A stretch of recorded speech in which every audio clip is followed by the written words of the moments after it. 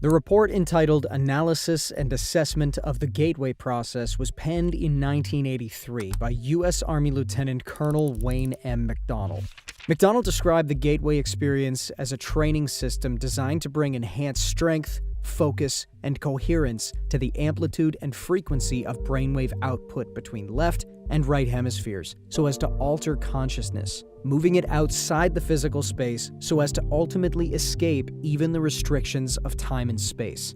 In simpler terms, the Gateway experience uses sound to manipulate brainwaves with the goal of creating an altered state of consciousness in which a person can interact with non-physical aspects of reality. Practical uses of the technique, according to the CIA report, include manifesting goals, converting energy to heal one's body, and even traveling across space and time to access new information.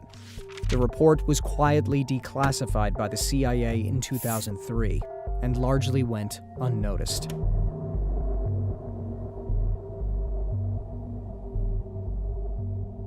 1. Introduction. In order to describe the Monroe Institute technique for achieving altered states of consciousness, the Gateway experience, involving brain hemisphere synchronization, or hemisync, the most effective way to begin is to briefly profile the basic mechanics which underlay operation of related methods such as hypnosis, transcendental meditation, and biofeedback.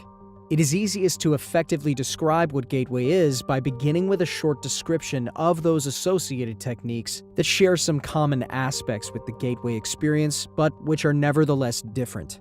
In this way, we can develop a frame of reference at the outset, which will provide useful concepts to explain and understand Gateway by comparison as we proceed. 5. Gateway and hemisync. Fundamentally, the Gateway experience is a training system designed to bring enhanced strength, focus, and coherence to the amplitude and frequency of brainwave output between the left and right hemispheres, so as to alter consciousness, moving it outside the physical sphere so as to ultimately escape even the restrictions of time and space. The participant then gains access to the various levels of intuitive knowledge which the universe offers. What differentiates the Gateway experience from forms of meditation is its use of the hemisync technique, which is defined in a monograph by Monroe Institute trainer Melissa Jager as a state of consciousness defined when the EEG patterns of both hemispheres are simultaneously equal in amplitude and frequency. Although hemisync seems to be rather rare and of only short duration in ordinary human consciousness, Melissa Jager states that audio techniques developed by Bob Monroe can induce and sustain hemisync with the Institute's basic Focus 3 tapes. She also notes that studies conducted by Elmer and Alice Green at the Henniger Foundation have shown that a subject with 20 years of training in Zen meditation could consistently establish hemisync at will, sustaining it for over 15 minutes.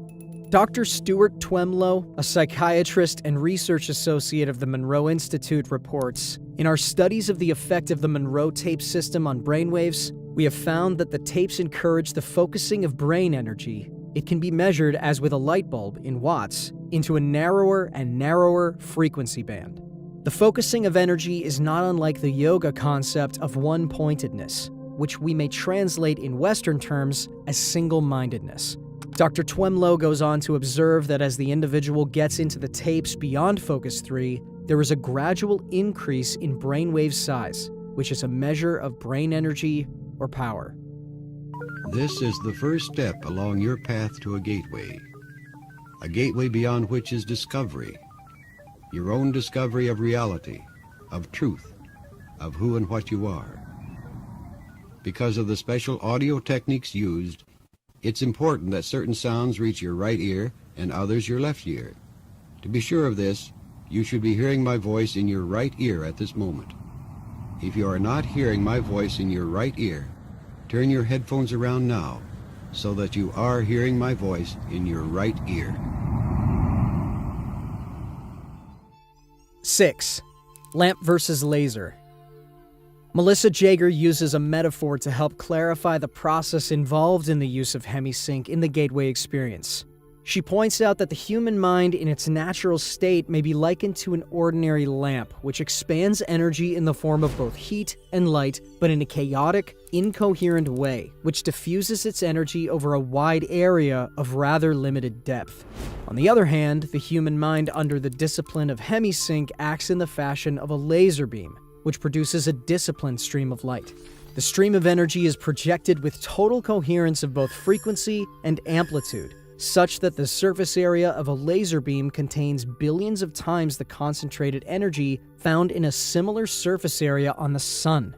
Gateway assumes that once the frequency and amplitude of the human brain are rendered coherent, it is possible to begin accelerating both, so that the human mind is soon resonating at ever higher vibrational levels.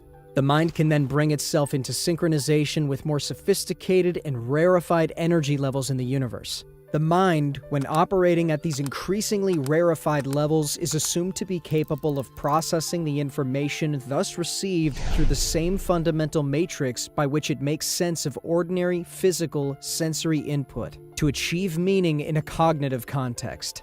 Such meaning is usually perceived visually in the form of symbols, but may also be perceived as astonishing flashes of holistic intuition or even in the form of scenarios involving both visual and oral perception.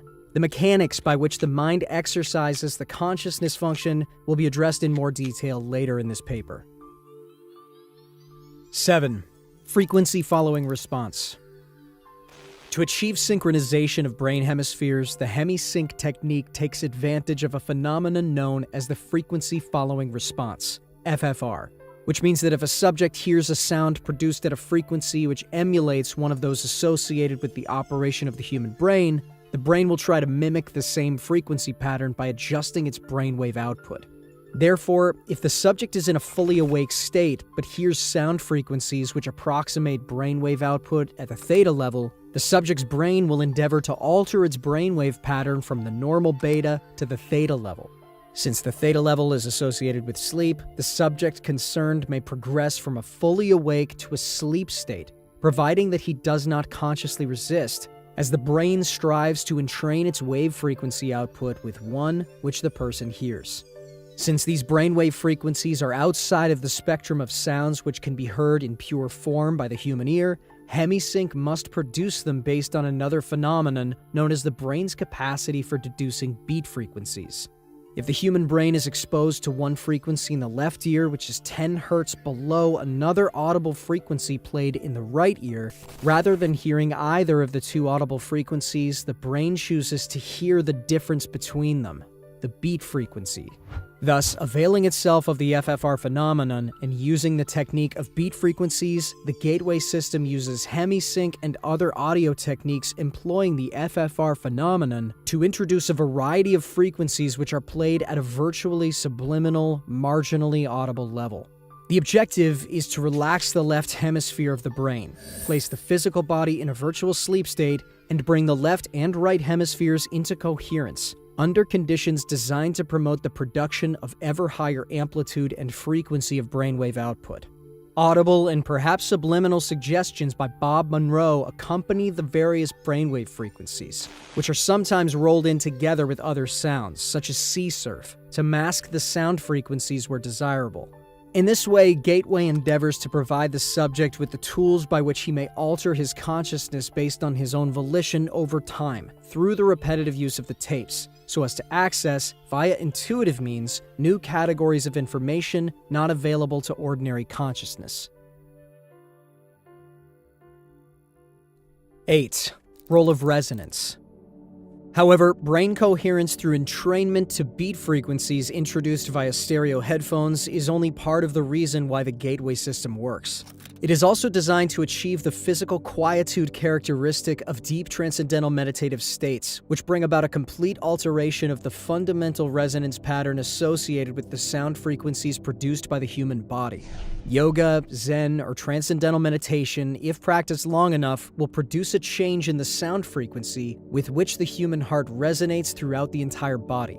According to Bentov, this change in resonance results from the elimination of what the medical profession calls the bifurcation echo, so that the sound of the heartbeat can move synchronously up and down the circulatory system in harmonious resonance approximately 7 times a second.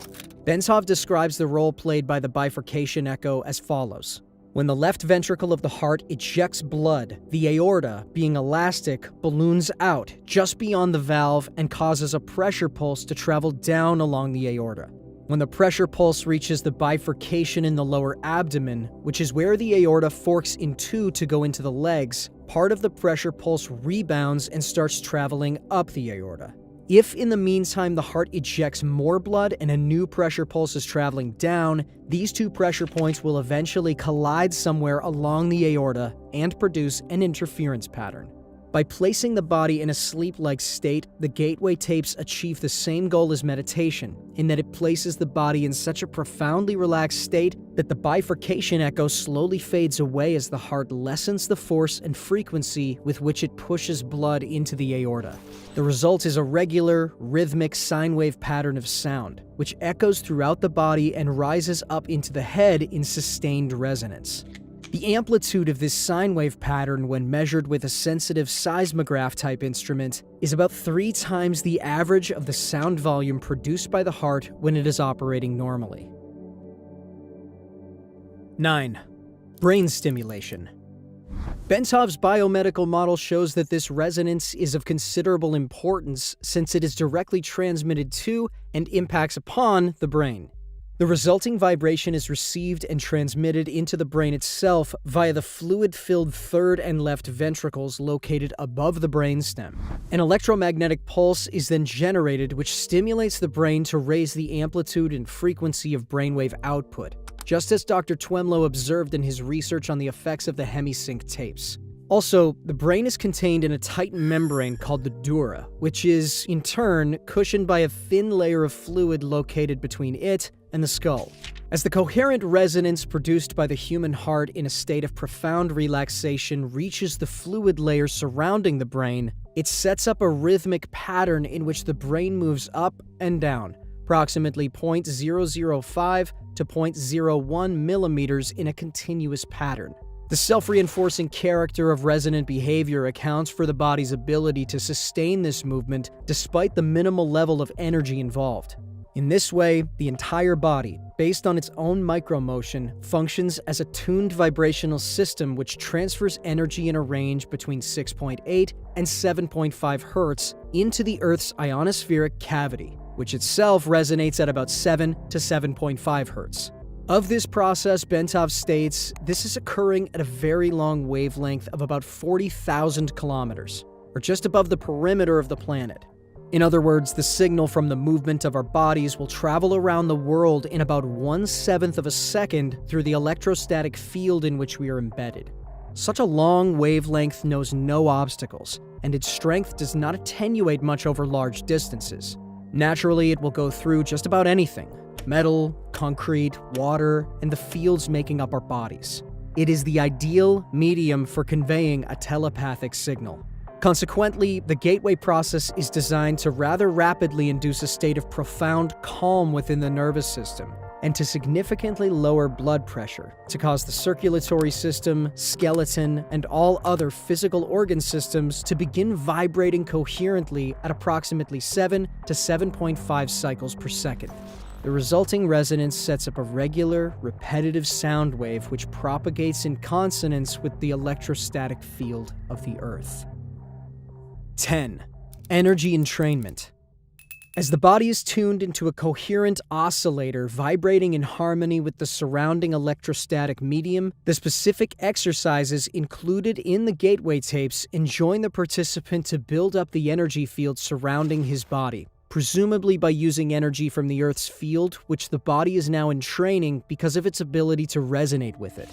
This puts the body's energy field into homogeneity with its surrounding environment, and promotes movement of the seat of consciousness into the surrounding environment, partly in response to the fact that the two electromagnetic medians are now a single energy continuum.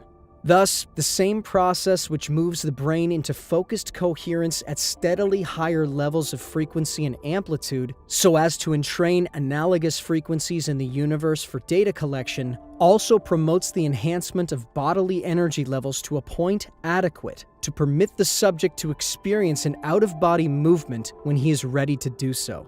In addition, by resonating with the Earth's electromagnetic sphere, the human body creates a surprisingly powerful carrier wave to assist the mind in communication activity with other human minds similarly tuned.